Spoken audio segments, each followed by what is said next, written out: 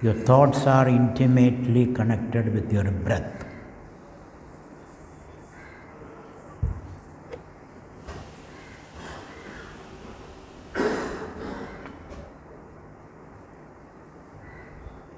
The idea is to calm, quieten the mind.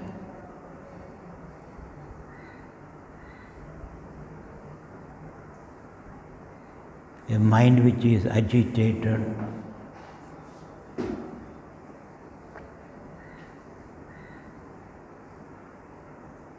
and mind which is very tense, all kind of dystopic thoughts, kind of negative thoughts.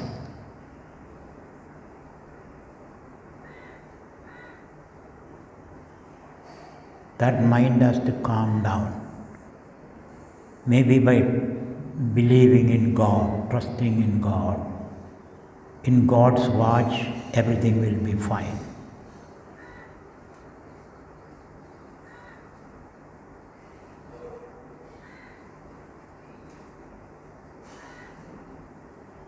The worry is not going to solve any problem.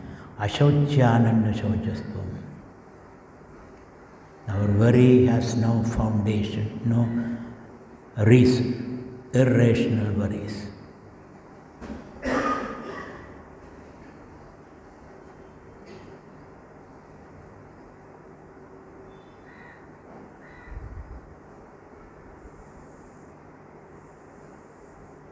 Yad bhavayati tad bhavati.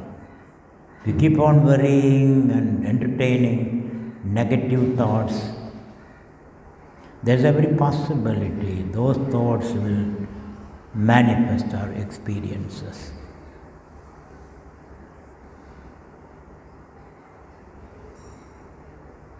So calm the mind, have faith, think positive.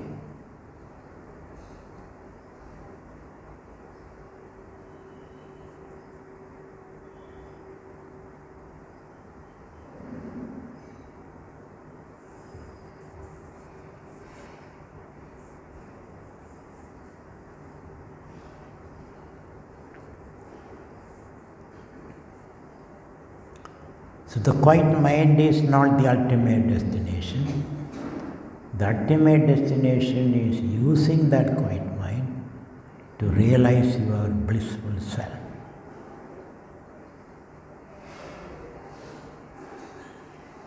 Which the Rishi says, Khananam, excavating, digging, drilling.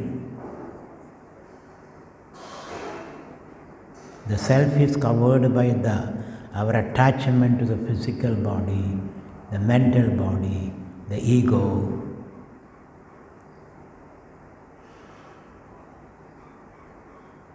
So we have to go beyond.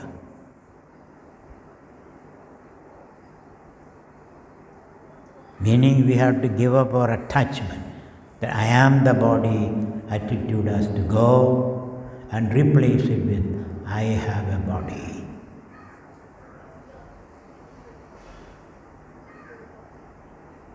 Then I am the mind attitude is to be replaced by I have a mind. I have an ego. I am not the ego.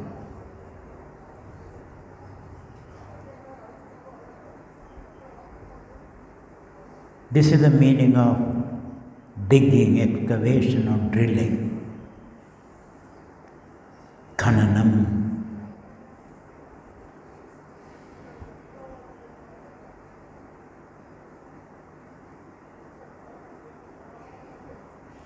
So far we have been searching for God outside or truth outside, like a scientist. Now we are searching for God or truth inside.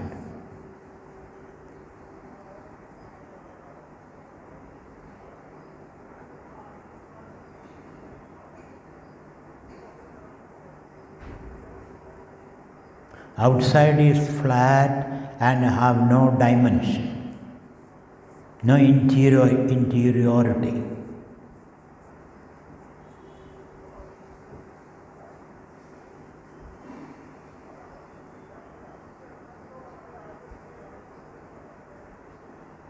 So physical body, subtle body, causal body, these are different levels of subtleties. And then beyond the Turiya.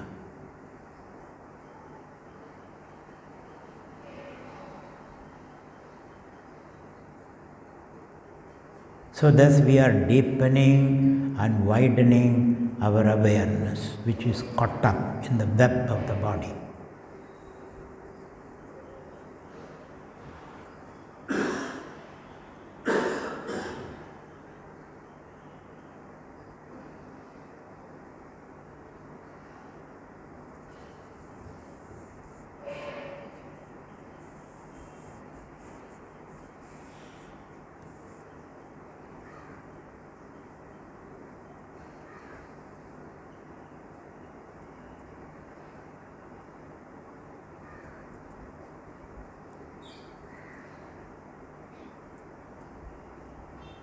So by focusing on the breath and practicing kumbhagas, meaning holding the breath as long as you can, taking a long deep breath and hold it. The kumbhaga falls between the rechaga and the puraga.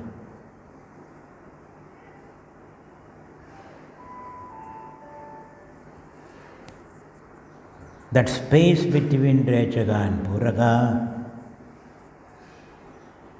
or the past and the future,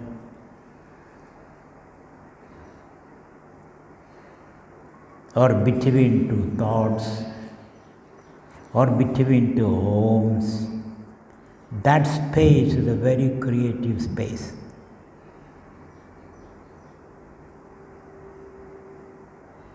So the sadhaka or sadhika practices kumbhagas, meaning you take a long deep breath and hold it for a while, as long as you can.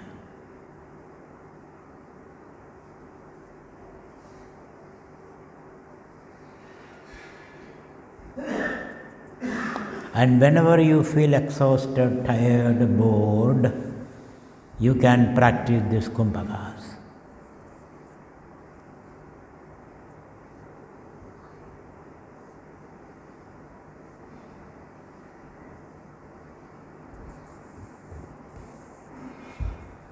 So thus, avoiding distraction and boredom,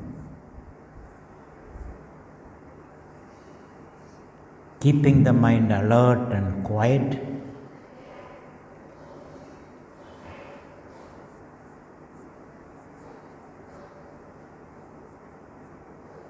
we engage in the study of the scripture with the help of a master.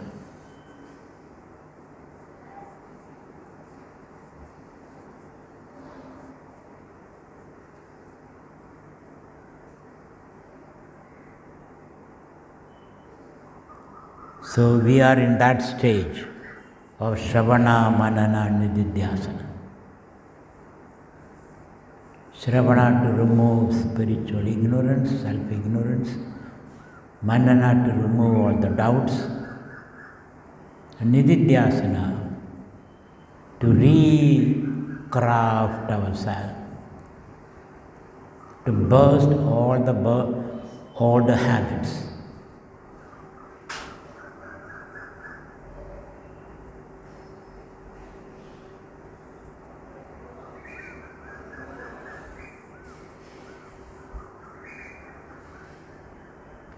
So that you can create a hlada sharira. Hlada sharira means a blissful body.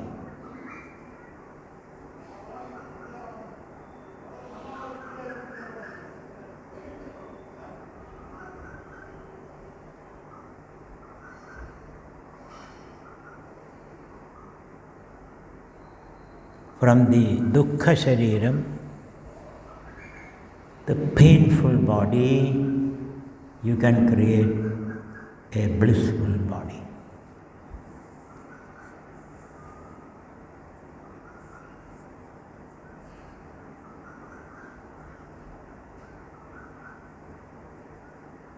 So first you sit quietly, you make your body a yantra, a powerful tool. Then the mantra, make the body vibrate. Then the tantra, you expand the body, your sense of yourself. Then the hlada, then you experience the blissful body.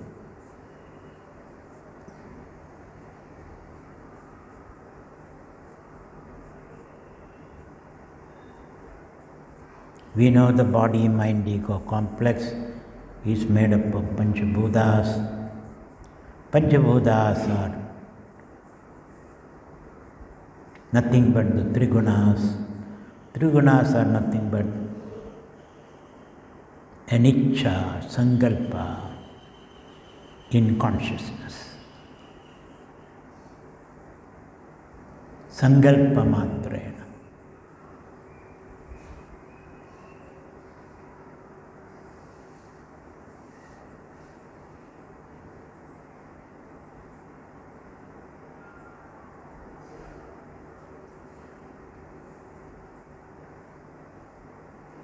The meditator sits in the right posture and make his body a yantra. Then the mantras, vibration.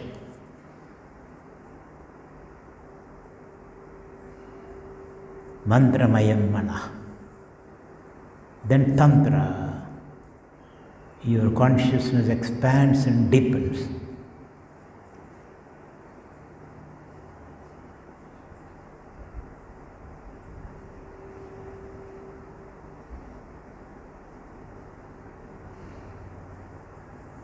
Then finally, hlada.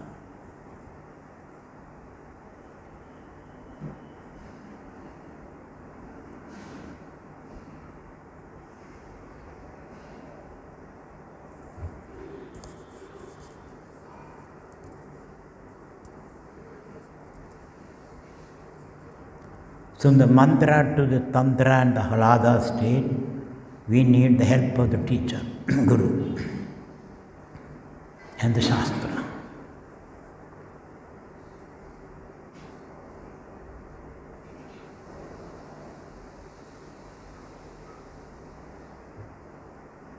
So your attention is between the eyebrows.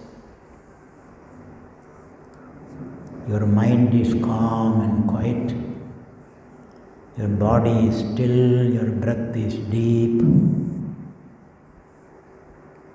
Nothing worries you at this point.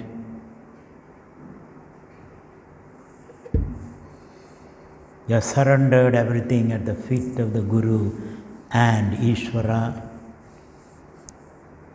You live in faith and trust, in love.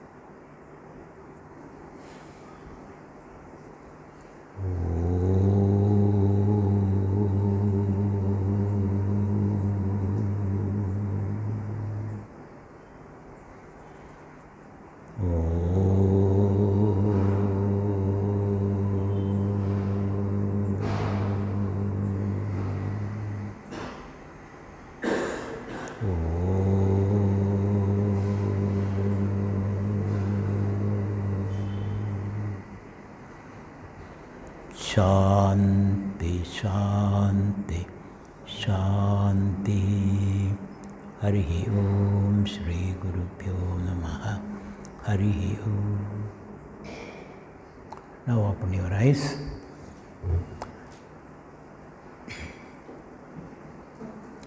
Sarva Vedanta Siddhanta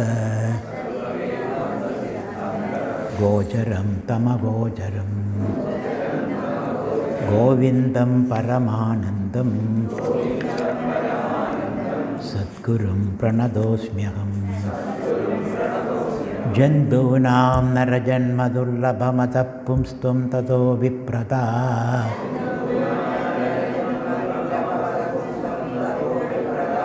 तस्माद्वैदिकधर्ममार्गपरता विद्वत्त्वमस्मात्परम् आत्मानात्मविवेचनं स्वानुभवो ब्रह्मात्मना संस्थितिः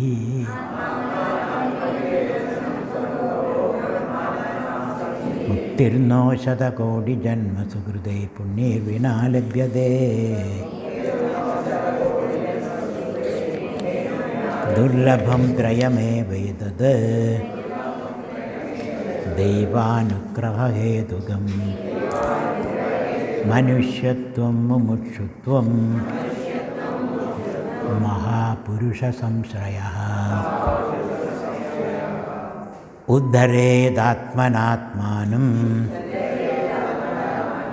मग्नं संसारवारिधौ योगारूढत्वमासाद्य सम्यक् दर्शननिष्ठया को नाम बन्धः कथमेषा गतः कथं प्रतिष्ठास्य कथं विमोक्षः को सावनात्मा परमः क आत्मा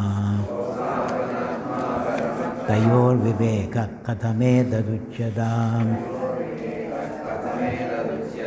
Now 67th sloka. आप्तोक्तिं घननं तदोपरिशिलापकर्षणं स्वीकृतिम्.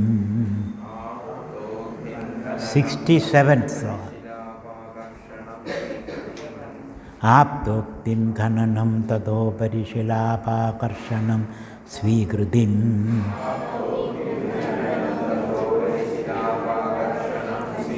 निक्षेपः समपेक्षते न हि बहिः शब्दैस्तु निर्गच्छति.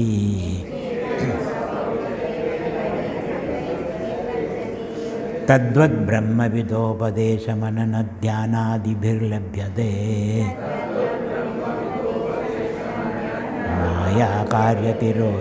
मायाकार्यतिरोहितं सममलं तत्त्वं न दुर्युक्तिभिः.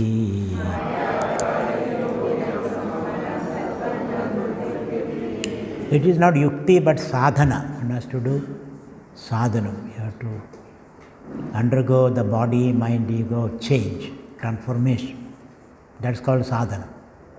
You are doing something, you do pranayama, you mantra japa, upasana. All those things have to be done to transform your body, mind. Shravanam, mananam, nididhyasanam. All that. Then,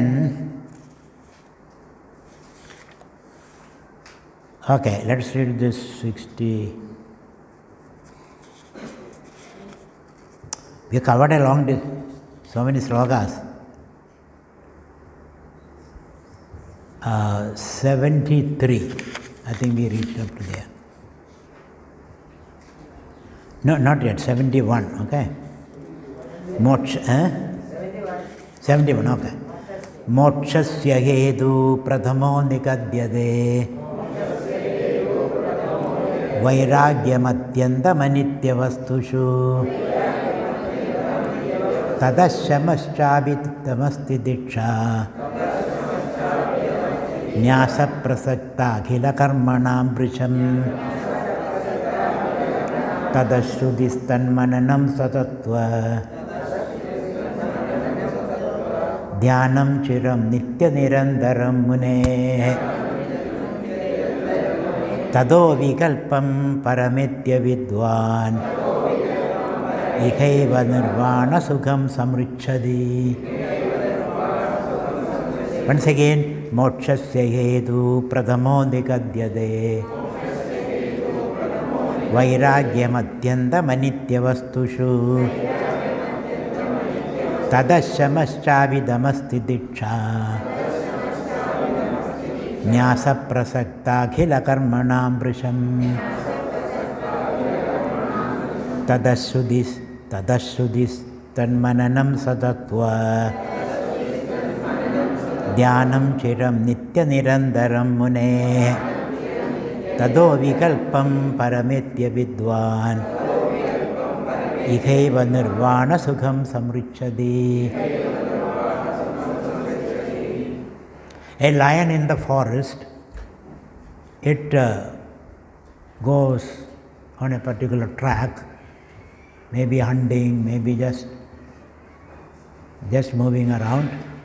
After covering a particular track, it will stay still and then look back, whatever distance it has covered. So that kind of an act, we have covered a few slokas, few ideas. Now we stay and look back, whatever we have covered. This is a pedagogic strategy, teaching strategy. Periodically you will review, recollect, reminisce whatever you have covered. You cannot just go like a high-speed train. Periodically you have to stand and still and then look back and review, like a cow chewing the cud. It grazes in the grassland, collects as much grass as possible. The cow has got these 4 chambers in the stomach. So it collects everything in the first chamber, then it takes back and then keep chewing in Lisha. So the same strategy is adopted here. You look back and reminisce, recollect, review, chew, digest whatever we have studied. So here we see that it's a strategy of teaching, pedagogic strategy lesson. So here in Ramayana, every literature we find the Ramayana, periodically the story will be retold, isn't it? Sita, when Sita see in the forest, Panchavati, Sita got little bored, Sitaji. Only Rama, Lakshmana and few Rakshasas who are in the distance, isn't it? Rama, Lakshmana. Sitaji got little bored. So Sita said, I need a deer to play with. Like you say, I need a dog or a cat to play with. Sita said, Rama said, why do you need a deer, dear? Why do you need a deer? I am here, Lakshmana is here. That's enough for you. Why do you need something to play with? Sita said, I am a little bored with all this. Then when you have a desire, the object will come. Just desire, it will be there. Sita had this desire, then here comes a golden deer prancing and dancing. Sita said, yes, I need that deer. And she commissioned Rama, you go and get me the deer, alive or dead. If it is alive, I can play with it. Dead, I can cover my hut with the hide of the deer. Very colorful hide. So Rama goes, Kama comes, Rama goes, isn't it? When desire comes, then your joy is lost. Then there is no more joy, he says. So then Sita sent Rama, and Rama entrusts Sita with Lakshmana. Lakshmana, you take care of Madaji, you take care. Because she is in a different state now. In that desirous state, you will do anything to fulfill that desire. You take to any means, good or bad, desirable, undesirable. When you have strong need, you are ready to do anything to fulfill that need. So Rama knew that. Lakshmana was an icon of discipline, a paragon of discipline. In our sleeps, he is always protecting Rama on Sita, in our sleeps. He never eats anything. After all, he is an avatar of Ananda. Snakes don't eat much. One bullfrog is enough for one whole year. It swallows the one bullfrog and lies down, digesting slowly. So they eat very little. So Lakshmana also eats very little. So he was entrusted with the security of Sita. Then Sita hear that sound, Rama's crying sound. She hear. When you are in that state, you will hear all kind of wrong things. That's the problem. Then Sita asks Lakshmana to you go. Lakshmana says, no, Rama wanted me to be with you. Rama doesn't need any protection. He protects everyone. Does he need any protection? The real protection is truth and non-violence, he says. These are the real protection for us. For such people, they don't need any security guard, wielding guns and all that. You don't need any security. Your spirit is your protection. Rama doesn't need any protection. But Sita wouldn't understand that because of this state of excitement.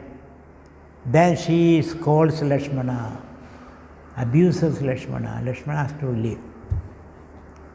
When Lakshmana goes, he puts a red line around her, Lakshmana Rekha. Don't cross this at least. Danger is there. Danger is lurking around because of this desire in you. So don't cross this. Then what happened? That Ravana comes in the form of a sannyasi. Sannyasis are respected in India.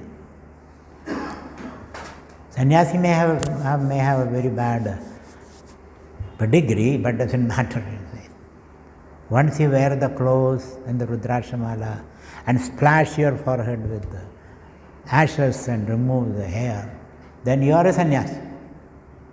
And change the name. So Ravana comes in the form of sannyasi, and Sita found someone to talk to. You always need a stranger to talk, isn't it? Same person is not enough. So here is a stranger, and Sita tells all the story. I was picked up from the ground from the fields, and I grew up with Janaka. I was a foster daughter. Then I married Rama, then this happened, the Rama was expelled, I came with him, all the story. And Ravana, as she was telling the story, Ravana steps backward, slowly. Sita did not know that in excitement. She also moved forward.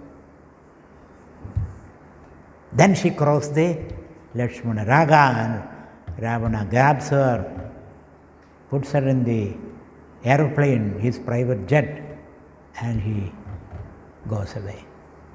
So my point is, Vatmiki finds it an occasion to retell the story again.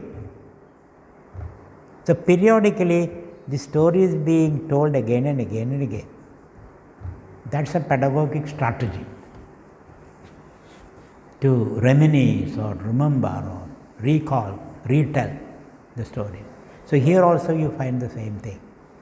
You must be knowing all this, but Shankaracharya puts all of them together in a little bucket and giving you.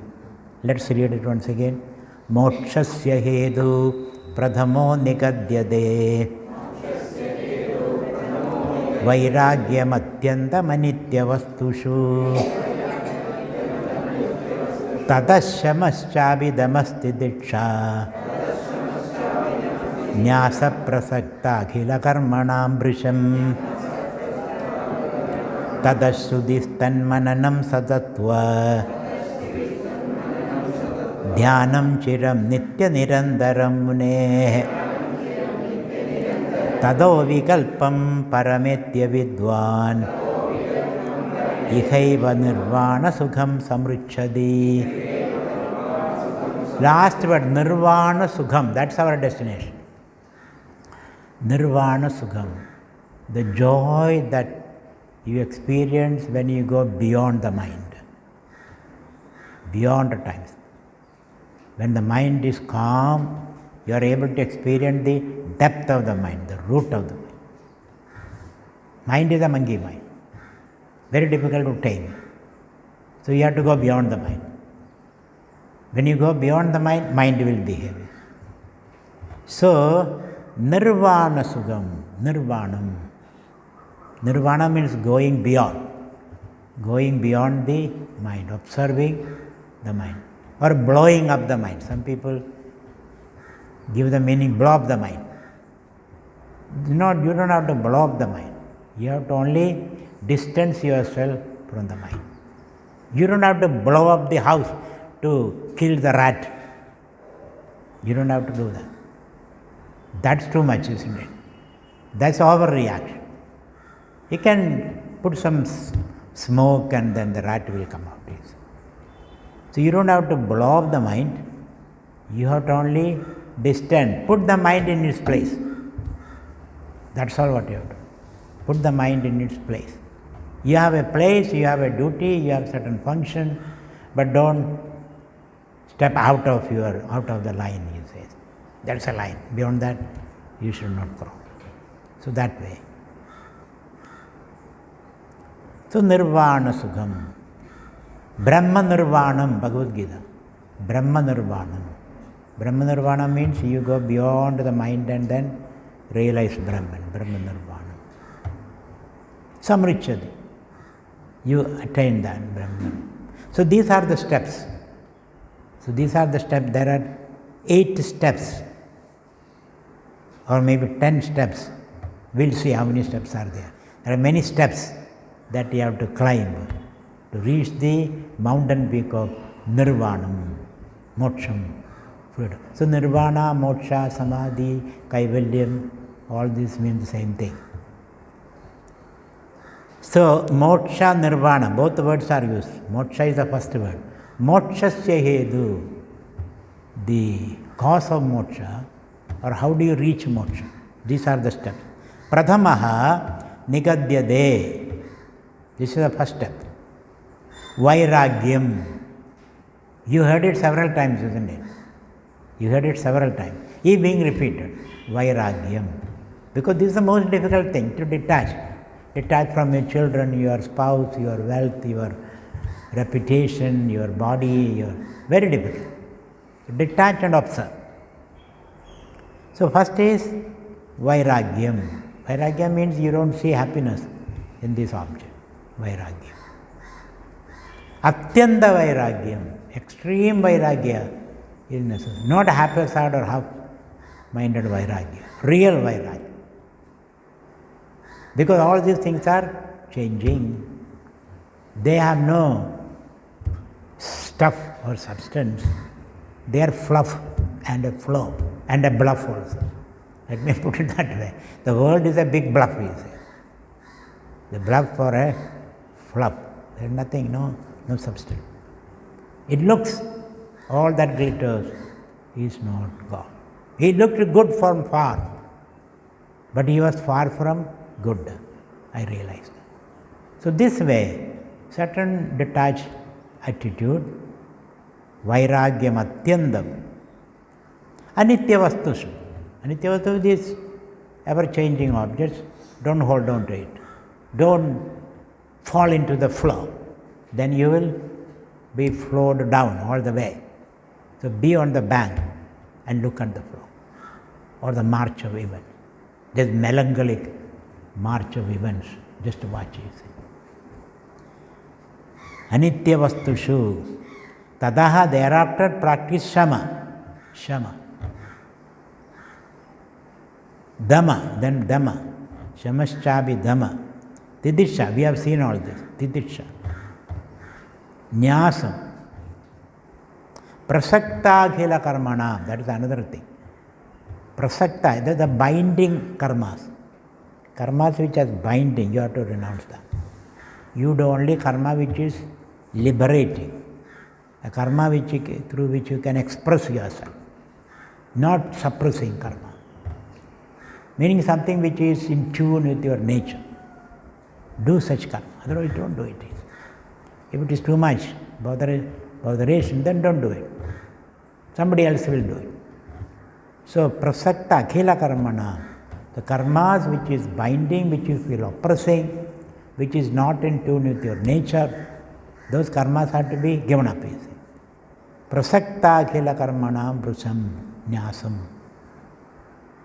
That will take some time to find out what is in tune with your nature. which is called Swadharma, in tune with your guna structure. It will take some time. That's why I have seen people who have studied 8 years medicine, MD, and then 3 years of residency. Thereafter they think, this is not my line. I want to be a chef. A doctor finding his joy in being a chef, or a chauffeur, or a driver, or a singer, or a dancer, or a gardener. People find their joy in that. There is one boy I know that he had his MD, so we all congratulated him, we had a party. Next time when I saw, he is with Rudrakshamala and then, shaven head. I said, what happened? I have become a Buddhist monk, he said. I said, very good. From medicine to the monk. Big transition. I congratulated him again, you are a great man. You renounced all this, became a monk. Next year when I saw he is pedaling a cycle with a few implements behind the cycle, I asked him, what's the matter? Now I have become an environmentalist. I want to have organic farming. I bought a small plot of land and I am having organic farming. I myself working there. So medicine to monkhood and then farmer. He became a farmer, organic farmer. God alone knows what will you do the next year. He keep on changing like a rolling stone. So you have to find out your passion, your Swadharma, where you find at home. Till such time you will be running around. So all those karmas which bind you, which doesn't agree with your system, drop it easy. Somebody else will do that. You can do whatever you are good for. So, prasakta akhila karmanam prisham. Tataha, thereafter, Shruti. Then you are ready to listen to the spiritual truth. Shruti, tad mananam. Do mananam. Then tataha, satatva dhyanam cha. Then you have to meditate satatvam, the truth, which is your atma. Chiram nitya nirandaram munehe. Every day, every step of the way, every minute, you have to remember Shivoham, Shivoham, Shivoham, Satchidanandoham, Chinmayoham, Shuddhoham, Muktoham, Buddhoham. Not Beddoham, but Buddhoham. That way you have to remember constantly. Because what you think that you are, that is a simple truth. Whatever you think, that you are. Yad bhavayati, tad bhavati, tad anubhavati, you say. That alone you will experience. It's like a electric circuit. Whatever instrument you put, accordingly it will blesses you, isn't it? Put a bulb, light. A heater, heat. A fridge, cold. And you put your finger, your electrocutor. However you connect with it, accordingly it will bless you. So your thoughts are very important. The bhavana. Bhavana means a deep thought. And you can recreate things. Because truth is so flexible. You can mold it according to your thought, you say. According to your bhavana, deep thought. So, satatva dhyanam, chiram nitya nirandaram mune. The truth is not a dead object. Truth is a living, blissful, conscious entity. That's how you have to. It's not just a cluster of atoms. Atoms also can be deconstructed, isn't it? Proton, electron, neutron. Finally, Einstein discovered matter is nothing but energy, vibration, a field of possibility. We go one more step further. We say matter is nothing but consciousness. Vedanta. Not in Tameka. We go one more, Vedanta goes one more step further. Not only matter is consciousness, that consciousness, I am. Up to that you have to reach. Up to that you have to reach. Then it becomes experiential. Otherwise it is only an exposition of an objective thing. Become experience. So that's why tada swadhyanam chiram nitya nirandaram munehe. You have to continuously do that. Tadaha, as a result of all this, avikalpam param etya vidwan. You reach that avikalpam, where there is no tremor, he said. The changeless truth, the tremorless truth. Avikalpam, no vikalpa, no tremor. Nothing can disturb you in that state. Gurunabi dukkena na vijaryade. Somebody died or somebody is sick and an atom bomb falls somewhere. Even it falls on your head. You say, Aham Brahmasmi. So there is no fear at all. When there is no fear, you can take the right decision. Any decision taken out of fear will create more problem. As a calm, quiet mind, you are able to take the right, appropriate, nuanced decision as this. So tada avikalpam param etya. Nothing can disturb you. At the same time, that does not mean you are not compassionate. A death takes place in a family, you don't go there and say, nobody dies, don't cry. That is cruel. A brahmajnani should be very compassionate person. So we will go sit with that person. He cries. You either wipe his tears or you also cry a little bit. After all, you are not crying, the body is crying, isn't it? The body is crying, you are not crying. With that attitude, you participate in the drama of life without fully involving in it. So that may be hypocrisy, not hypocrisy. On a certain level, you participate. On a deep level, you are detached. This is called detached engagement. So, tata avikalpam param etya vidwan. Ihaiva Brahma nirvana sukham samichadi. Living in this world, in this body, this embodied life. You are in the world, and the body is in the world, part of the world, and you are living in this body, you live, and nirvana sukham, which is called jivan mukti, you say. So you don't have to give up the body, you don't have to give up the world. You are in the body, in the world, and still you are free, you say. It is called embodied enlightenment. Body is not given. Why? Because there is no body. Philosophically, if you analyze it, there is no body. Then what is there? Only Panchabhutas. There is no Panchabhutas, only Trigunas. There is no Trigunas, only a slight disturbance in me, the consciousness. Therefore, nothing matters. So you have to reach up to there every minute, every experience should take you to that realization, you say.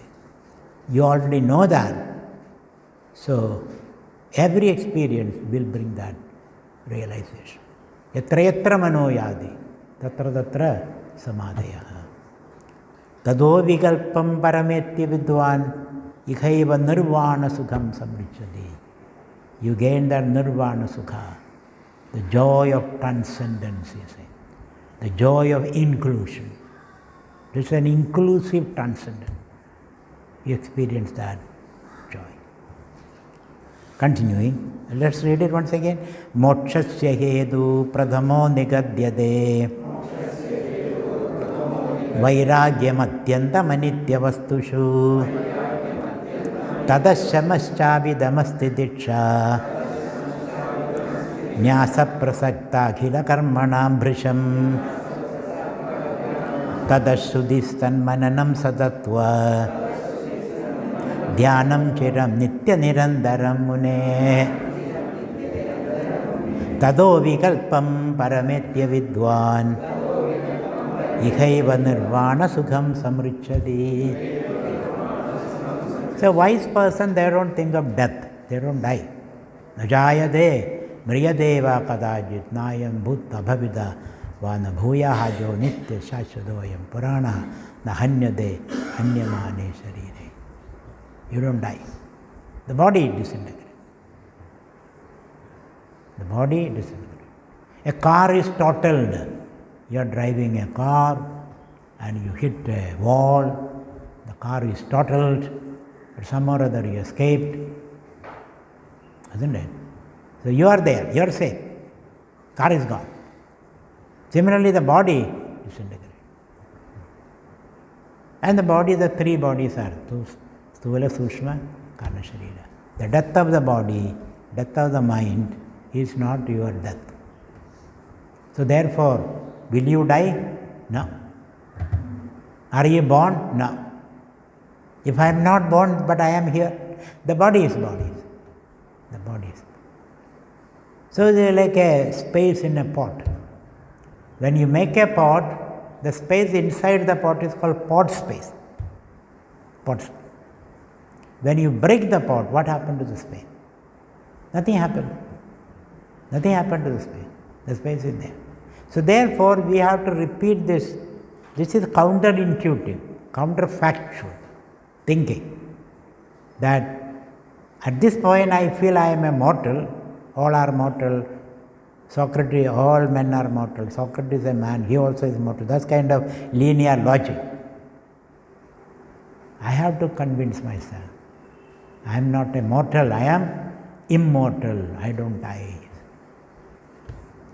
I don't die. Everybody sees you are dying, that's a different question.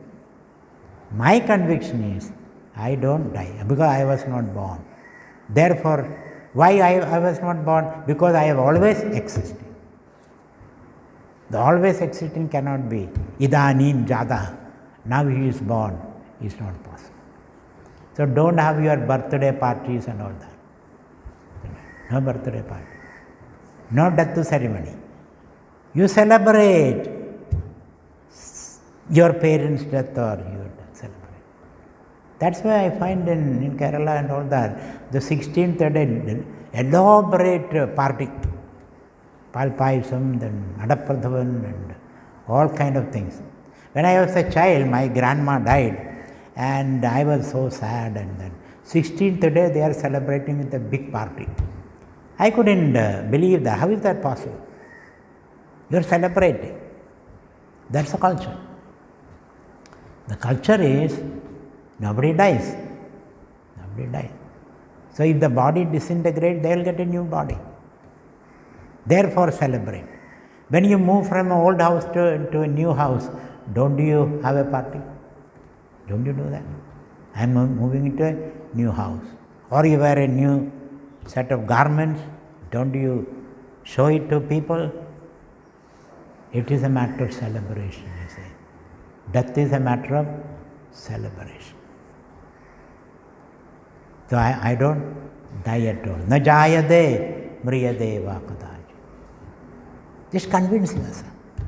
Convince yourself that you don't die. And the advantage is, if you convince yourself like that, you will trigger the best gene structure in you. There is a survival gene and the death gene also in you. So as you think, accordingly those genes are triggered. So when you have no fear of death, when you believe that you are immortal, you live longer, healthier. That's the advantage. That's a side advantage. So you live longer and you live healthier also. So assert this, I am immortal. Ihaiva nirvana sukham samrichadi. Continuing. Yad bodhavyam tavedanim atman atma vivechanam taduchyade maya samyaka shrutvatmanyavadharaya. Yad bodhavyam tavedanim Atmanatma vivechanam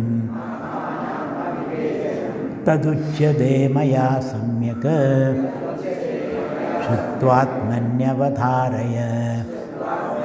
So we find a great clash between the Western and the Eastern civilization. The Western philosophy is made upon the idea that we are mortal. We are mortal. That's a fact. Whereas the Eastern philosophy is made upon that we are immortal. Everything is based upon that idea. Your samskaras, your culture, your books, your gods, everything is based upon the idea we are immortal. Where the Western philosophy, especially the recent Western philosophy, even the Christian philosophy, made upon the idea we are mortal, we have only one life, according to them. That's a very brief life. And as a result, the whole culture is different. Western philosophy is always trying to extend your life by artificial means.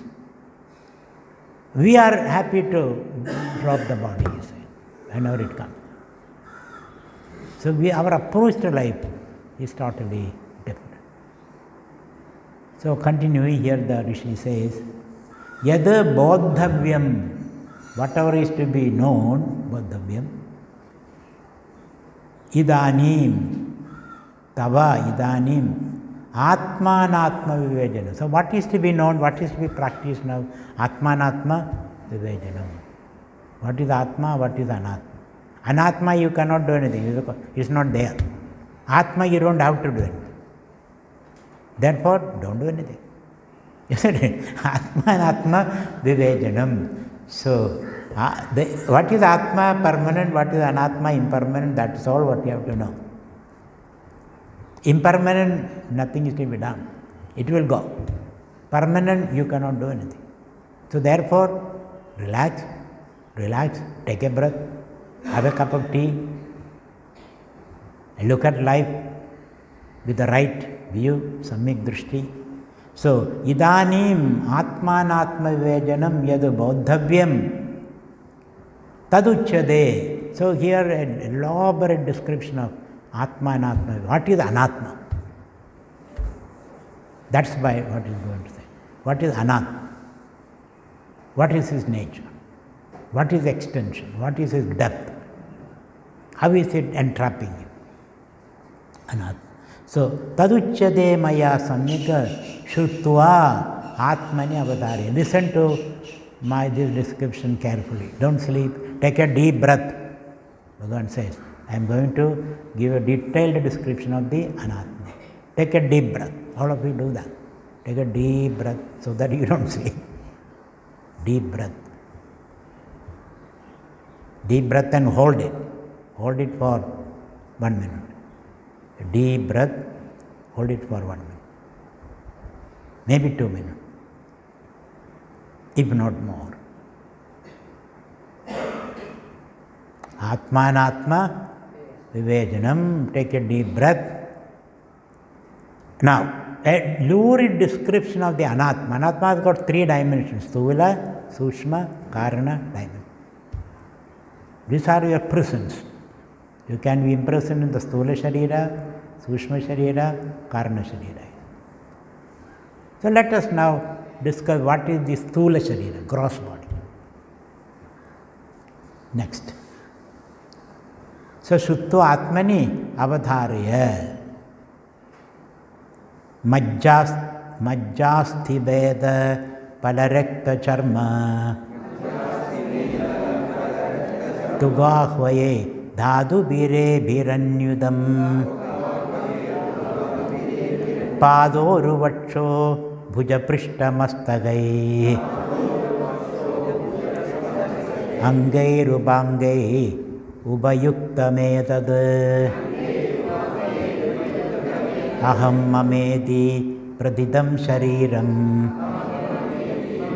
mohaspadam sthulamidhiryade budhai. Once again, majjasti meda palarekta charma Tugahaye Dadu Bire Bhiranyudam Padoru Vatsho Bhuja Prishtamastage Angai Rubangai Ubayukta Medad Hammamedi Pradidam Shariram Mohaspadam Stulamidiryade Budai. Now Padachedam, because it's very complex. Majja, Asti, Meda, Pala, Rekta, Charma, Toga, Ahvayehi, Dadubihi, Ebihi, Anyudam. Pada, Uru, Vatsha, Bhuja, Prishtha, Mastagai, Angaihi, Ubangaihi, Ubayuktam, Yadada. Shankara is talking about you. This is an analysis of your conditions, your vastras, so say. Then, aham, mama, idi, pradidam, shariram, mohaspadam, sthulam, idi, iryade, budhai. We are talking about your visible body. When you sit there, what I see about you? It's your body. When I sit there, I see. What is this body? Sthulam, sthula sharir, gross body, which is the outer garment. The Atman's outer garment is gross body. Sthulam idi iryade budhai. Buddha means enlightened people. They said this is the grossest aspect of your body. Sthula sharir. What are they? Majja, asti, meda, pala, rekta, charma, toga, ahvaye. These are the various dhadus that constitute the body. First is majja. Majja is the innermost. What is inside the bone? Majja. Then asti, bone. There are 223 bones or something, isn't it? In the whole body, so many bones. So asti, bone. Bone, what is inside the asti? The majja, the marrow. Then meda. Meda means fat. Some people carry a lot of fat. Some people have no fat. More fat. So fat is a kind of padding in the body. Medam. Then palam. Palam means mamsam. Flesh. So fat, flesh. Rectum, blood. Charmam, all these are covered by charma. Charma is inner skin. Togi is outer skin. So these are the things. So all these things are put together. There is no screw or anything. The bones, maybe some depression and put there, and all of them are just assembled and covered with the flesh and skin. No screw, no nothing. Of course, when you do surgery, you put a screw. Most inefficient way of putting things together, isn't it? Surgery. Otherwise, Bhagavan doesn't put any screw or needle or nail or anything.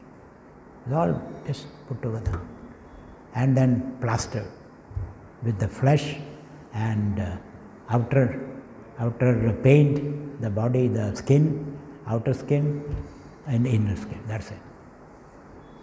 Majjasti meda palarekta charma tugahe. These are ahvais known as or called dhadu. These are dhadus, material. Dhadu vire bhenanyudam, endowed with this. So this is one kind of meditation.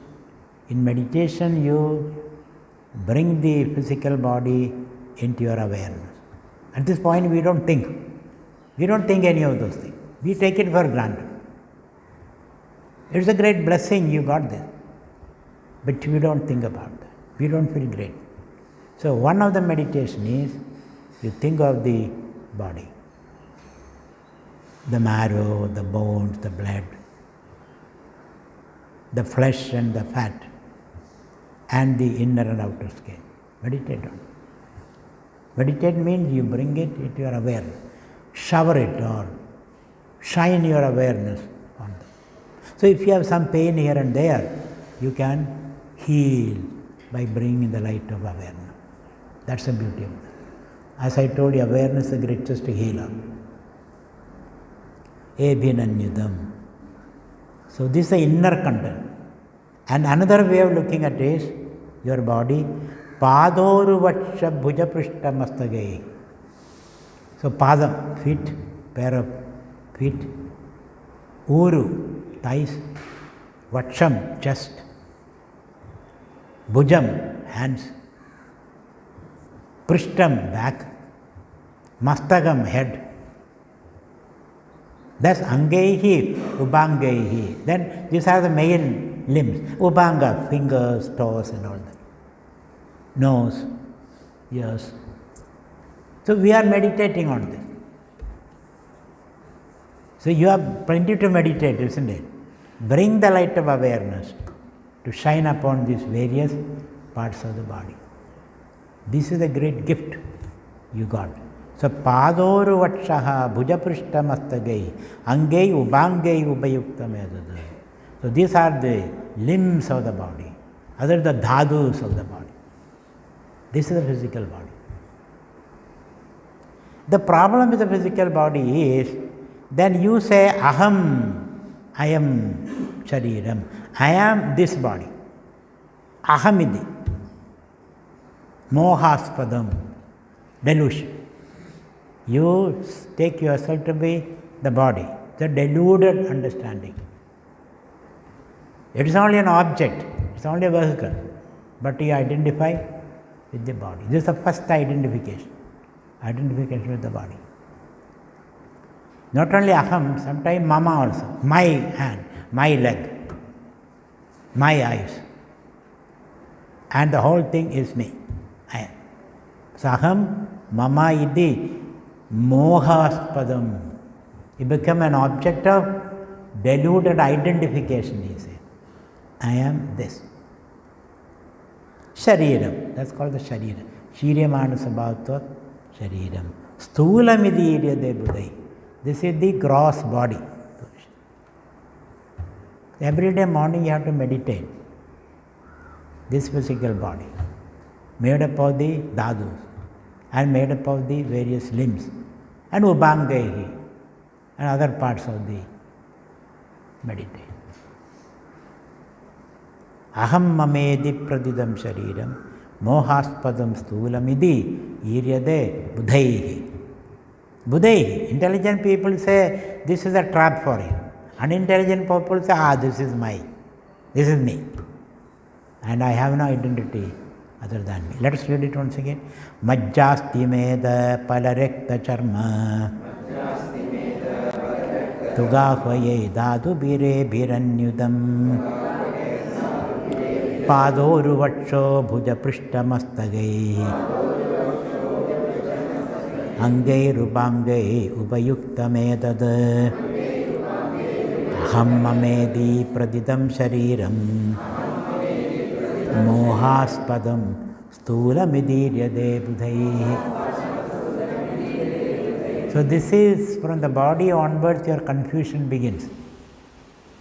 You identify with the body, this is me. Anybody touching on my nose, I will teach him a lesson.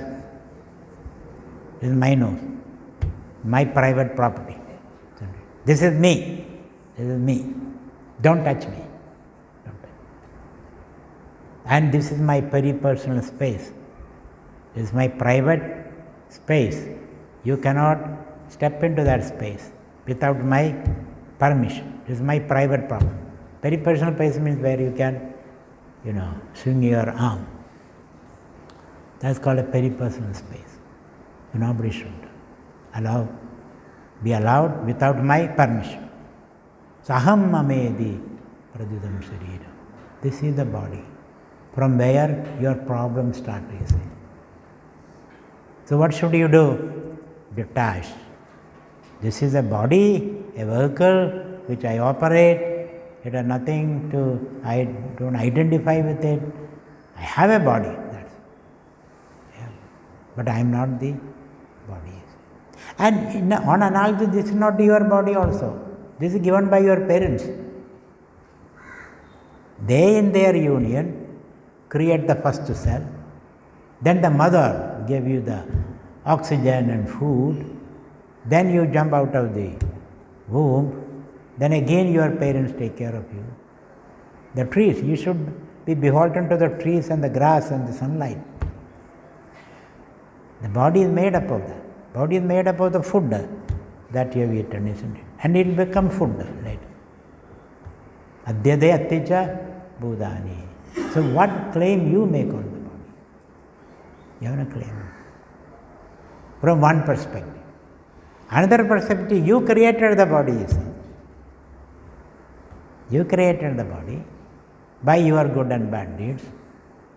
Then you are operating the body. You can get out of the body, you can get into the body. Recently I saw a drama, a play. The play is something, 3 hours play. 3 hours. What is the play? 21 people coming in the box, a kind of a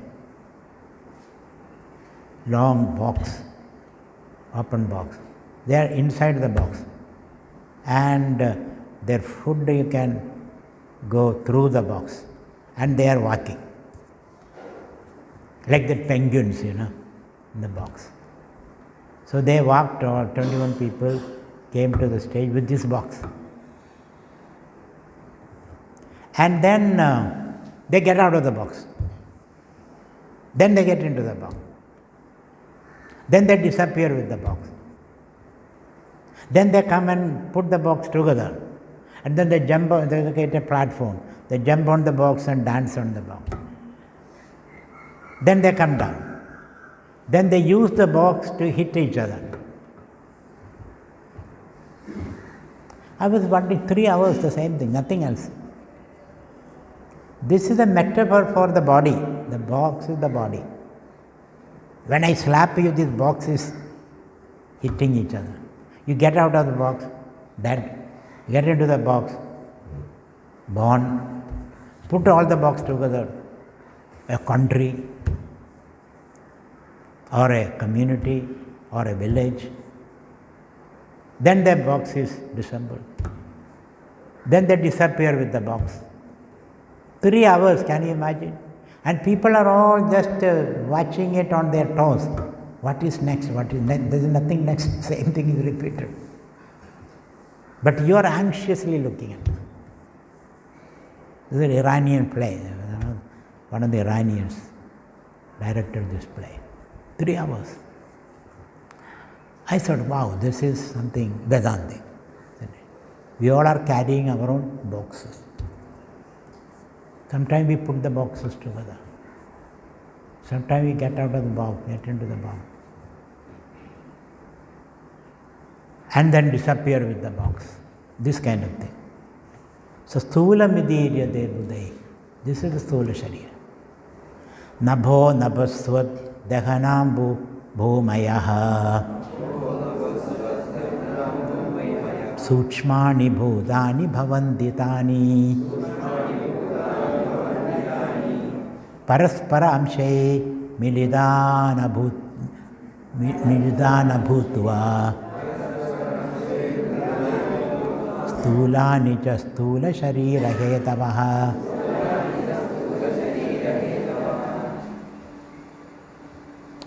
Nabho nabhasvat dahanambu bhumayaha.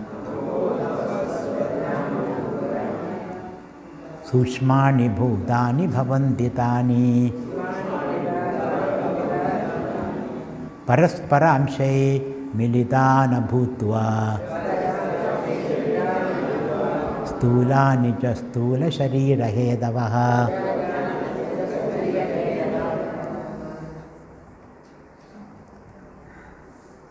Okay, padachedam. Nabaha Nabaha, say, Nabaha, Nabaswad or Nabaswan. Nabaswad, Nabaswan. Ambu, Bhumaya. Dahana, Ambu, Bhumaya. So Nabaha, Nabaswad or Nabaswan, Dahana, Ambu, Bhumaya. Shankara makes it so complicated, the words. Baswad, Ambu, Bhumaya.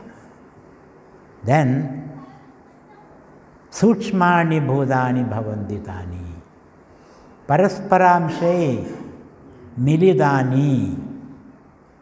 Parasparamshe Milidani. Bhutva Stulani cha Stula Sharira Yadava. That's a Pagachan. Let's read it once again. Nabo Napaswat Dahanam Bhubhumayaha. Suchmani Bhudani Bhavanditani. Parasparamshe Milidani Bhutva. Stulani cha Stula Sharira Hedavaha. Now the question is that this body is made up of what? In modern science, you have atoms, molecules, cells, tissues, organs, and organisms, isn't it? That's how you deconstruct it. The body is made up of organs. The organs are made up of cells. And cells are made up of molecules. Molecules are made up of atoms. Atoms are made up of proton, electron, neutron. They are nothing but energy, waves, field of possibility. There is some cosmic sankalpa because of which they gain certain shape. That is one way of putting it. See here, according to the Indian or the Hindu physics, let's say, Hindu physics, all these are made up of Panchabhuta, Tanmatra. What are Tanmatras? Nabhaha, space Tanmatra. Then Nabaswan, what moves in space. What is moves in space? Vayu. Nabaswan, Vayu. Then Dahana, that which burns, fire. Ambu, water. Bhumi, Bhumaya, earth. So Pancha Bhuta. So this is the basis of yoga, Ayurveda, Vedanta. We borrow it from the Sankhya philosophy. According to Sankhyan, the whole world is made up of the Pancha Bhuta. And Pancha Bhuta is made up of Triguna. Trigunas are what? A slight disturbance in consciousness. Vishama, slight. Who caused that disturbance? Self-caused. So kamayata, H.H.Sw.Bodhananda. So it is a self-caused disturbance in consciousness. Nobody else caused it. Something like suddenly you feel, I need a cup of coffee. Where did that thought come? From within yourself. It didn't come from the window, from the outside. It is a self-generated, self-inflicted thought, let me put that. The thought which comes from within yourself. So, in the oceanic consciousness, there was a ripple, and the ripple became a tidal wave later. The coffee thought comes, then you are restless. Then you must go and get the coffee and then drink it or make it or buy it, something you have to do. Till such time you are restless. You exile yourself from your Atma. You exile. You move away. Hey, that story in the Bible is very interesting. You know, God said, don't eat that apple. Then Adam thought, why not? Then you said, don't. Immediately, why not thought comes. If you tell the child, don't touch that, the child will immediately touch it. So don't means, why not? Adam was sitting happily, talking with Eve. Suddenly God, this thundering voice, don't eat that particular apple. There are so many apple trees, so many apples. Why not that particular? Adam could have taken any apple, isn't it? This particular apple which is prescribed. But he wants to eat that apple. That's the whole problem. So similarly, I need a cup of coffee means you exile yourself from your natural happiness. Then you go for the pseudo happiness. Then coming back is very difficult. Then from coffee, then something else, more coffee. It goes on and on like. Coffee is not important, isn't it? You can give up coffee if you want. So, see, these are the 5 elements, the subtle elements, which constitute the physical bodies. So, Ayurveda treatment also is there. Air treatment, space treatment, water treatment, fire treatment, earth treatment, putting, earth on your stomach, or fasting, or water, taking bath. So all kind of treatment with the 5 elements. So nabho nabastvaddaghana bhubhomayaha sukshmani bhudani, they are very subtle. Bhavanditani, they exist, they are there. They are the fundamental constituents of this physical world. And then parasparamshay militva, then they cut and recombine. Each element is cut into half, and then one half remains, and another half cut into 4 parts, all kind of things. Pentameration they call it, panchikarana. To the process of panchikarana, you don't have to worry about it, because you cannot do that, God alone can do this. Panchikarana you cannot do. So don't ask me what is that, what is this ratio and all that. That is called panchikarana in the Upanishad. Or these 5 elements, dividing and combining. So parasparamshay miludani bhutta stulani cha stula sharira yadava. They become gross element. And from that gross element, the body is made. The subtle element, the mind and the sense organs are. So, finally everything is deconstructed into 5 elements. You can further deconstruct into 3 elements. Further you can deconstruct into 1 slight thought or a distance, a cosmic thought you can. What is the thought, cosmic thought? May I become many. Bahusya praja yeti satapo tapyada satapastaptva itagam sarvam asrijada yadidam kincha tasrishtva tadevanupravishad yadidam kincha tasrishtva tadevanupravishad tadanupravishya itagam sarvam asrijada. So everything became that reason. Tacha bhavata. So these Panchabhutas, they combine themselves and then manifest as the whole world, and then Brahman, after creating all this world out of himself or herself, Brahman enters into that. It's not that useless. When you build a house, what will you do after building the house? Then you enter into the house. Then become a household. Similarly, Brahman creates the world, these various creatures, then enter into them and become the Jivatma, Anu. Vibhu become Anu. And then he remembers. Brahman recollects, remember. Then go back to the state of Vibhu, he says. This kind of a play, hide and seek, I should say. Brahman hides within this Sthula Sharira, and he expects to be found out, but there is nobody to find out. So he himself may come out of that.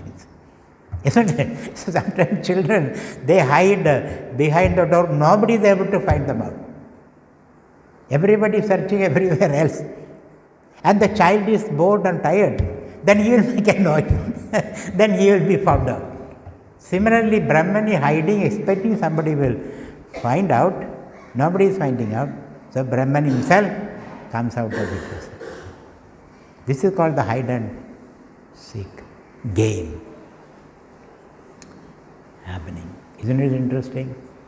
So, Nabo Nabaswad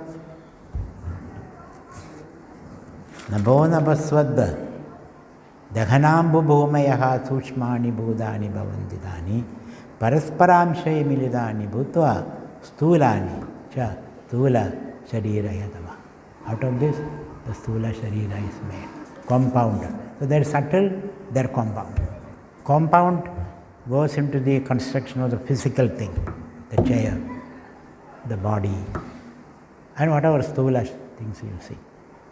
Then there is subtle, like mind, the sense organ. These are all subtle, made of the subtle element. Next. Matra stadiya vishaya bhavandi Shabdadaya panchasukhaya bhoktuhu Matra stadiya vishaya bhavandi Shabdadaya panchasukhaya bhoktuhu. So this miasma, this soup of the subtle five elements, they become like a soup. Out of that soup, the sense organs pick up things. It is by your looking, things gain a shape. This modern science also says that. The observer determines the nature of the observer, isn't it? Participatory world, they say. It is by looking at the world, you determine the nature. Otherwise, it is a soup. It is a mix of these five subtle elements. So the sense organ become a measure, like a bushel, to measure grain and all that. One bushel, second bushel, third bushel, like that. Or you take a vessel to the ocean and take a bucket of water. You don't bring the whole ocean. Ocean is a miasma or a very liquid. You take a bucket of water. Similarly, the sense organs, with their limitation, eyes cannot see more than the infrared and ultraviolet, that you cannot see. You can see only certain range. Similarly here, supersonic you cannot hear, subsonic you cannot hear. So to touch, very hot thing you cannot touch. There is a range. So sense organs are like a measure, matra. Matra means me and they, the matra. They pick up whatever is possible from the world. That is all that you see. You don't see the whole range of things. And that is enough for your survival. That's enough for your survival. You should be able to know the difference between a tiger and a cauliflower. Both are made of atom. Both are made of atom. Both is a mess. It's a mess of things, these five elements. But you pick up the cauliflower and the tiger depending upon your evolutionary need. That's all what you need. Both are made up of atoms, isn't it? But that does not, both are made of atoms, so I go and embrace the tiger. Then you will become a breakfast for the tiger, isn't it? I can embrace the cauliflower, not the tiger, though both are made up of the fiber. So the sense organs, through their evolutionary intelligence, picks up things according to its need. And you are able to distinguish between a tiger and a cauliflower, or an apple, or a Molotov bomb, let us say. You are able to distinguish between. This is an evolutionary intelligence that you gain. You bring that faculty to pick up things, to create things. So that's why matraha tadiyaha vishayaha. So these vishayas which you pick up is measured by the mind or the sense organs. So you pick up what is necessary. Vishaya bhavandi, they become your vishayas. Objects. Shabdadaya, what are they? So what do you see in the world? Nothing but Shabdadaya, sound, touch, smell, taste, and then what else? Sound, touch, smell, taste, and then smell, isn't it? Sound, touch, taste, smell, what else? So, okay, let me go back. So, through the eyes you see foam. Through the eyes you see foam.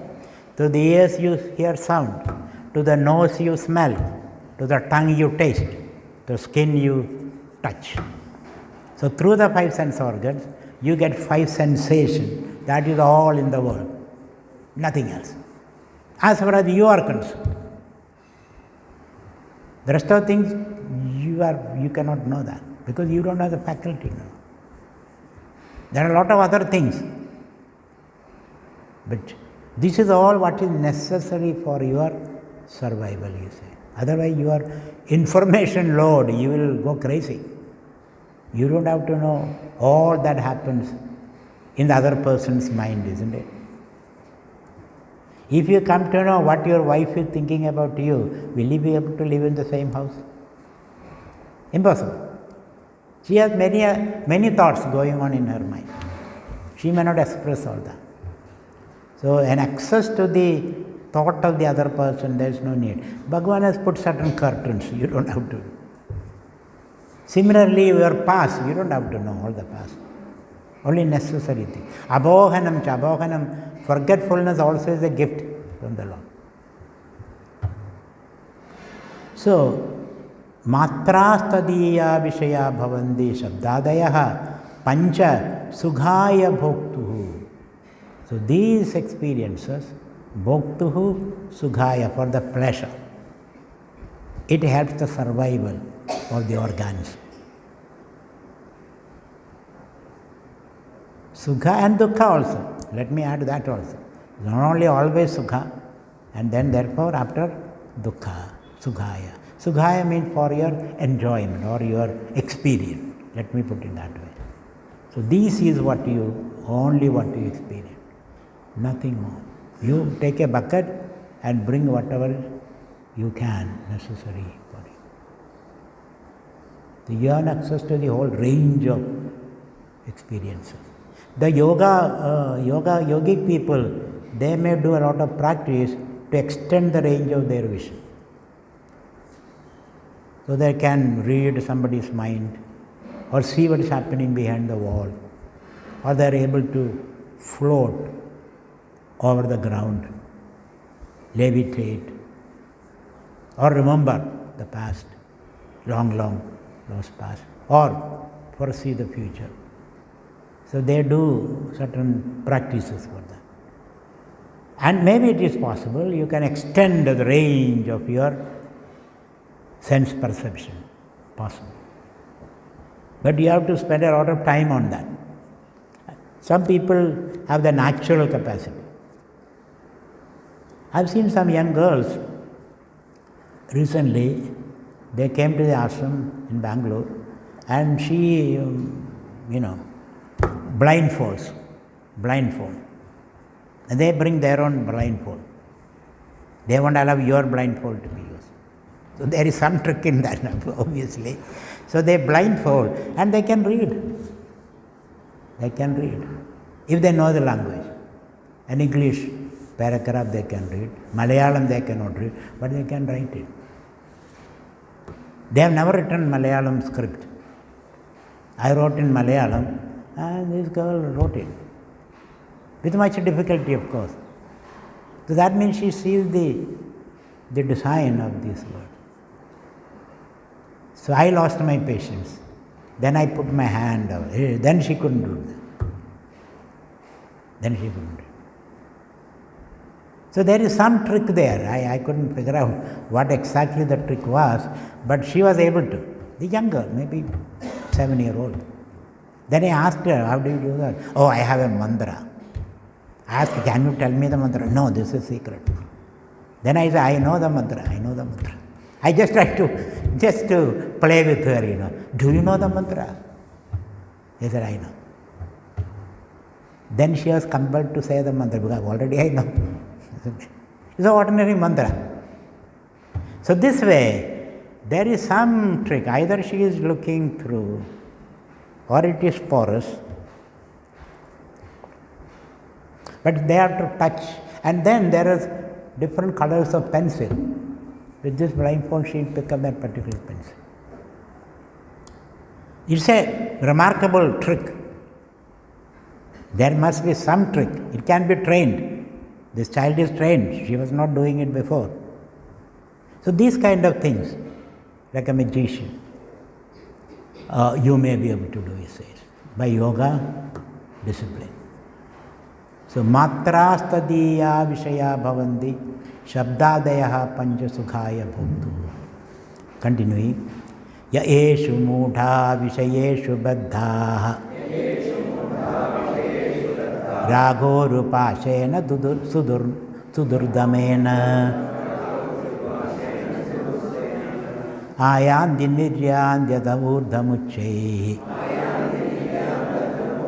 sugarmadudena javena nidaha yayeshu mudha vishayeshu baddhaha rago rupashena sudurdamena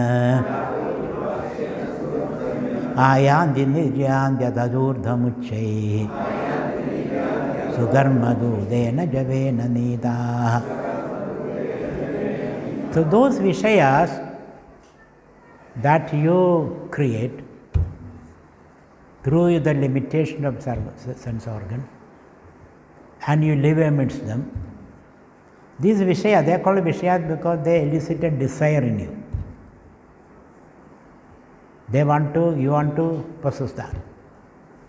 You want to have it. And so these vishayas which is generated by you become your enchanter. Desire is created. So, ya eshu mudaha, eshu vishayesu baddhaha, entrapped by or entranced by or seduced by these objects. What are the objects? Coffee, coke, cell phones, laptop, car, home, all kind of things, children, all kind of things. It's here your special way of looking at this person, you think is a child, is your own child. All your culture, your language, your tradition, all determine. For example, in Eskimo, they produce a lot of children, but they eat some of the children, or they discard some of the children. In Iranian, Sasanian civilization, they eat their own dead parents. Living useless, at least dead, some uses in it. They eat that. That's their culture. So Iranian Greek people met.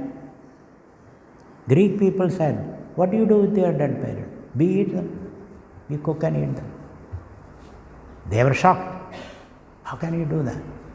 So they asked, what do you do with your parents? We burn them. My God, you burn your dead parents?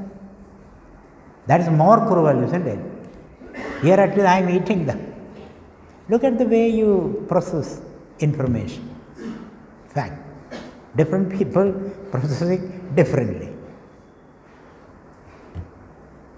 So, Vishayeshu Baddhaha, these objects become a trap for you. They elicit desire out of you. They make you feel incomplete.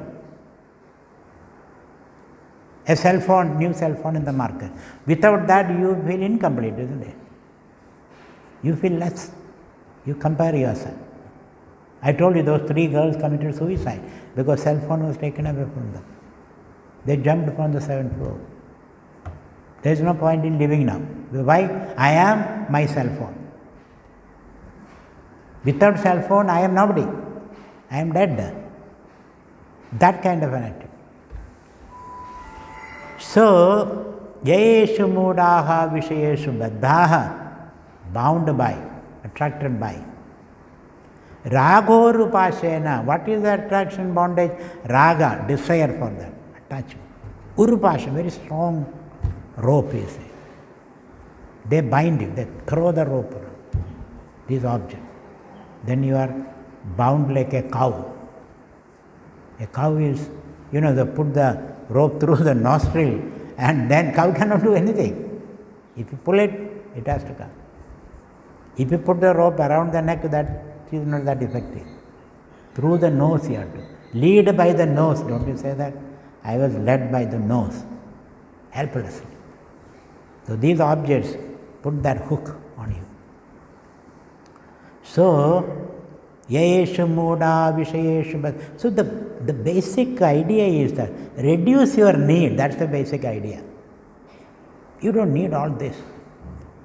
Your garage is full of things. Full of things. Unnecessary things. Reduce. It's good for your health, good for the environment, and it will spread equality also. So, Yeshu Muda Vishayeshu Baddhaha Ragorupashena, that strong rope. Sudurdamena, very difficult to snap it, he says. Very difficult to snap. Very difficult to control this desire. One, it overwhelms you. First it is a little wave, then it's a tidal wave comes. You know that story in Bhagavatam, that this guy is sitting in a glass house in the middle of the ocean, fearing the snake Takshaka. Takshaka cannot come here, let me sit here. Almost 7 days, 8 days are over. The curse period is over. Expiry date of the curse is over. Now I can relax a little bit. Then he desires a mango. So far no desire. Because the fear of death takes away all desire from him. Now at the 7th day, the curse is over. So he desires, not yet over, he just thought. He desired a mango. Mango is brought. He is a king. His wishes has to be fulfilled. And then he bites into the mango. There's a little kida, worm in that. Oh, this kida cannot do anything. So he takes it, puts it in his hand. And the rest is history, isn't it? It became a huge takshaka. Bites. So my point is, tarangayade. Initially it is just a little ripple. It become a tide. Before you realize, the desire become a tidal wave. Young people, young teenagers, they see a girl there or a girl sees a boy. First is only looking at each other furtively. Then they move a little bit. Then ask questions, where are you, which class are you, what's your name, your email, your cell phone number. Everything is asked for. Then every day calling, night call, this call, this call.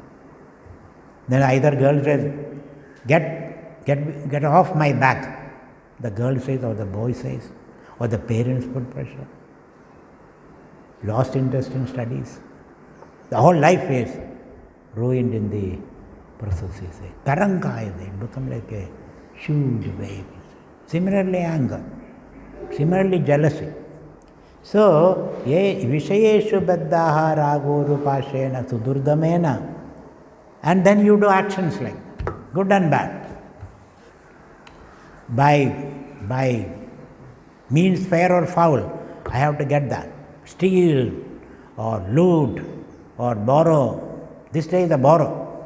Borrow and spend. And people are ready to lend you money. Borrow and spend.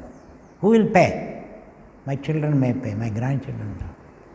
So you are indebting the future for the pleasure and the profligacy that you indulge in now, he says. Who will pay? So, then you do good and bad deeds.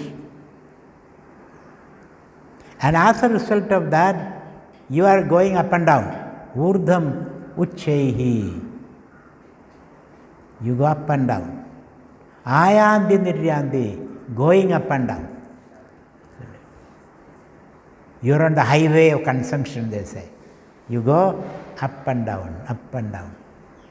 sometime to heaven, sometime to hell, sometime here, sometime there.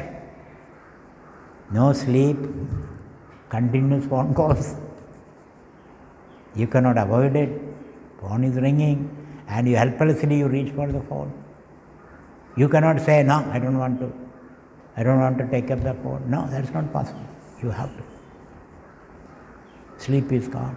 So, ayanti niryanti, going up and down, like a snake and ladder game. Sometimes you go up, then you come to the mouth of a snake, come down. Snake and ladder game.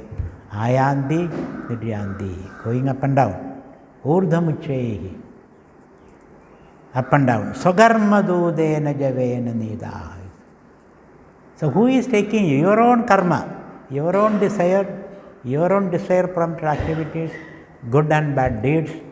In a hurry you do wrong things because desire is pressing you on, and as a result you have no control. So Swakarmadudena, the policeman of your own karma is your own karma. Policeman comes, knocks at the door, open the door, catch hold of it. Isn't it? Then pushes you into the van. Not push, just throw you into the van. You are a big Guruji, isn't it? Guruji sitting there. Throws into the van and the van drives, put you in the prison. So those people, either they go to the prison, or they go to the hospital, or they go to the parliament. That's what happened. These are the three places. If too much problem, they're falsing. There's Sabrimala Shanti. You took away all the gold and then he is put in prison. Then he is sick. Suddenly heart attack comes from nowhere. So he is taken to the hospital. From the hospital to the prison. From that to the hospital. From there, then he can, because he is very popular now. And plenty of money also is there. He can run for office. Then suddenly is elected as an MLA. So, MLA, Parliament, prison and the hospital. These are the three. Swakarmadudena javena dita. Your own deeds become the policeman, law enforcement policeman, and they take you here and thither, he say. With the shackles you will be taken. So, hayanti niryantyatha urdhamuchaihi. So, you know this, lately, this guy committed suicide. Confidential group. Crores and crores of wealth. Built so many apartments and houses. So many employees.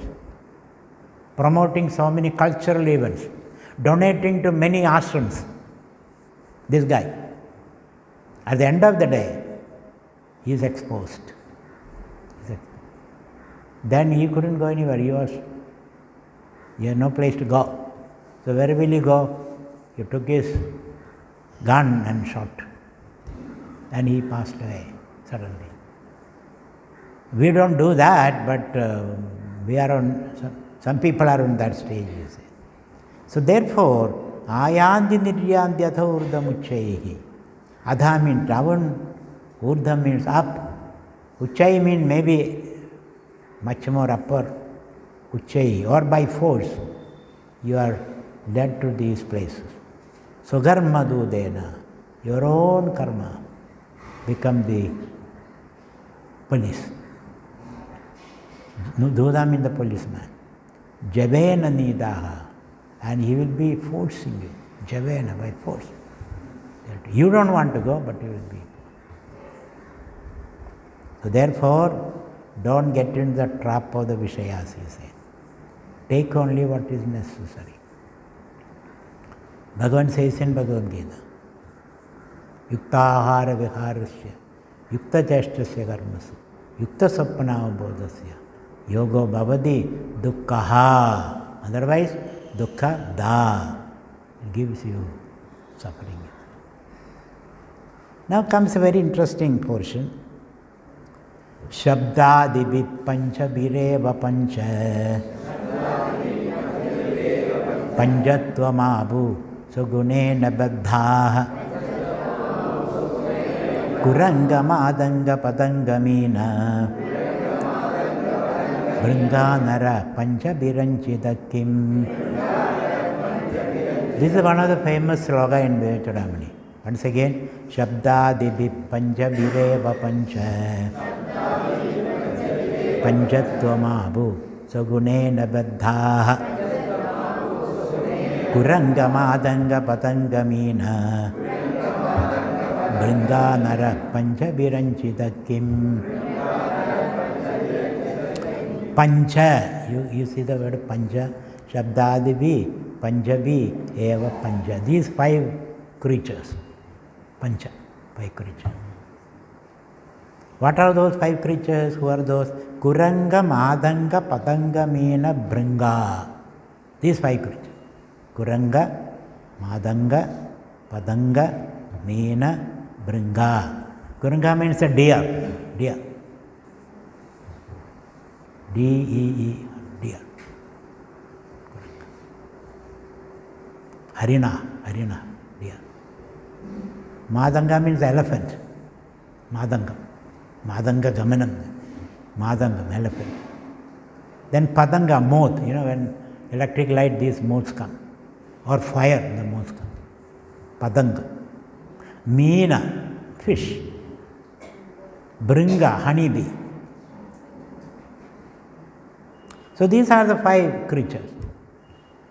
Kuranga, Madanga, Padanga, Meena, Bringa. Shabdadibihi, Panchabihi, Sagunena, Baddha.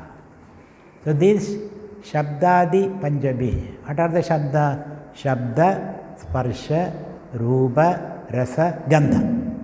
Panchabi, these 5. Gunai, these are gunas. By these gunas, Baddha attracted by these gunas. How do they get attracted? Kuranga, the deer. Deer is attracted by sound. The hunter makes that beautiful sound and deer listens to that. Then the hunter catches it. So deer getting attracted by the sound get into a trap of the hunter. Madanga, elephant is enjoy rubbing. One of the elephant, they rub and they move and then fall into the trap, pit. So that is elephant. Then Padanga, light. It sees the light and it falls into the light. Meena, taste.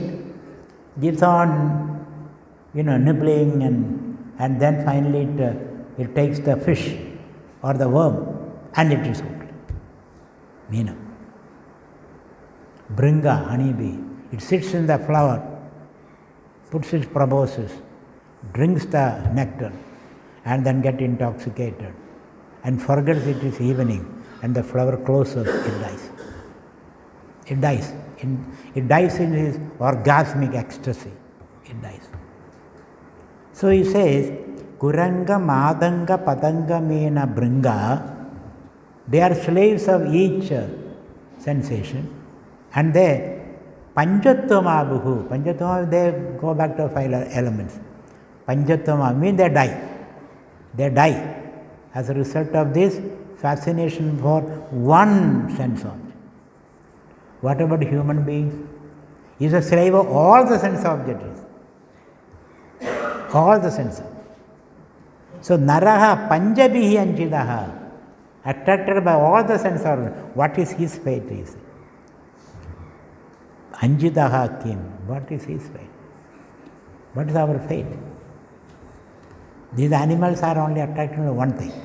We are attracted by all the things. So you need rasagula, you need paisam, you need ice cream, you need music also you have put there. Then you need skin, the rubbing, oil massage. Isn't it? Then you need pan also at that of it. So you need all this sensation. You are killing yourself, he says. You are killing yourself as a slave of all these sense organs. So therefore, Jagrada, Jagrada. Every step of the way, there is danger, he says. Jagrada, Jagrada. So, Shabdadibi Panjabireva Pancha, Panjattamabu Sagune Baddha, Guranga Madanga Patanga Meena, Bringa Naraha, Panchabihi Anchidaha Kim. What will be the fate of human being who is a slave of all the sense organs? You want to listen music, that to rock music, some classical music I can understand. It can give you some kind of a stability, the rock music, and drug addiction. Then on top of that, whiskey also, drug. And then every way of self-destruction, you have developed it. This is our, I am not talking about you, I am talking about people outside. Here you are lucky people. You know the dangers involved in it. So, mitatva. Small is beautiful. Less is more. That kind of a philosophy. That is what we have to do.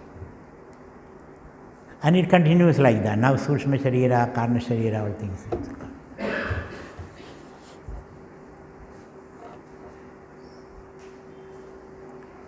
Just 2 minutes of reflection.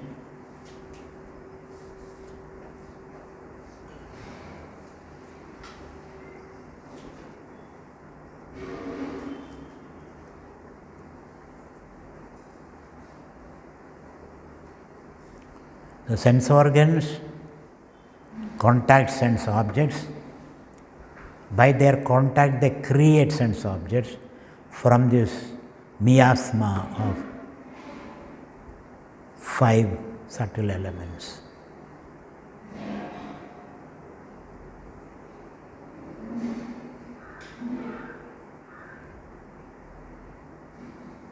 And then they get caught up.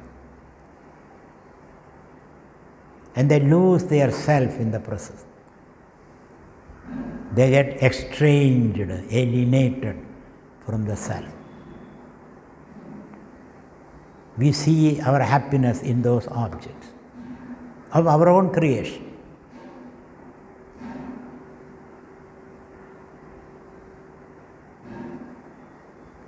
We slowly but steadily weave our own trap.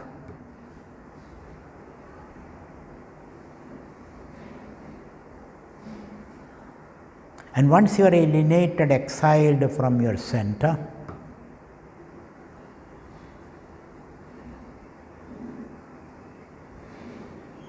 you lose focus and pivot. You become eccentric.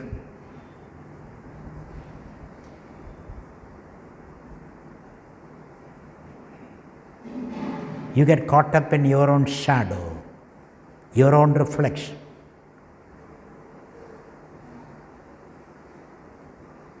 And your reflection depends upon the reflecting medium.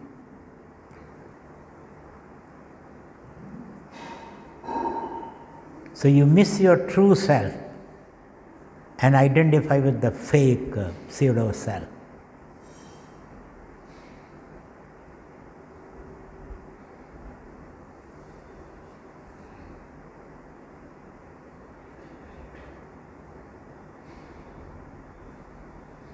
So through these 5 sense organs,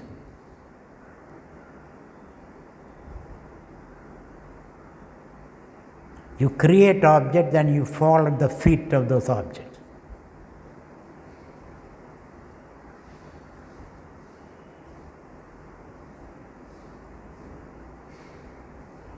And you want their objects to thrash you around. You become a masochist.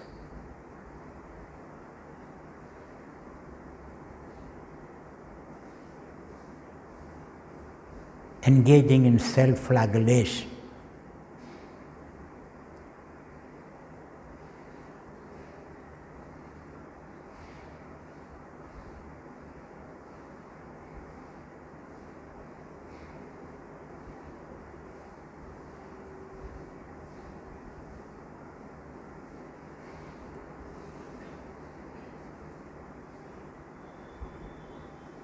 This self-alienation,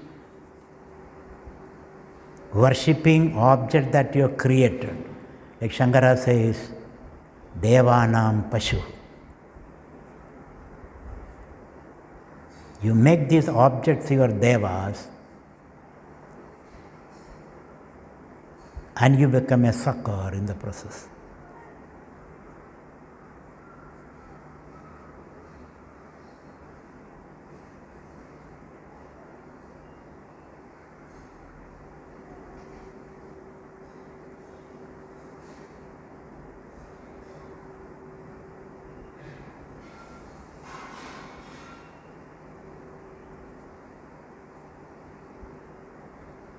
Think of that.